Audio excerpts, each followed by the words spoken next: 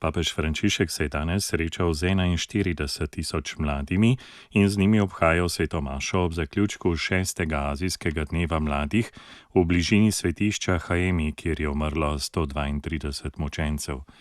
Mladi Azije, vi ste dediči velikega pričevanja, dragocene izpovedi vere v Kristusa. On je luč sveta, on je luč našega življenja. Korejski mučenci so svoje telesa izročili svojim preganjavcem, nam pa so predali trajno pričevanje dejstva, da luč Kristusove resnice prežene vsako temo in da Kristusova ljubezen slavno zmaga. Z gotovostjo njegove zmage nad smrtjo ter naše soudeležbe pri njej moramo soočati izziv biti njegovi učenci danes, v naših življenjskih situacijah in našem času, je papež nagovoril mlade in nadaljeval. Dovolite, da Kristus preoblikuje vaš naravni optimizem v krščansko upanje, vašo energijo v moralne kreposti, vašo dobro voljo v pristno ljubezen, ki se zna žrtvovati. To je pot, na katero ste poklicani. Tako bo vaša mladost dar za Jezusa in za svet.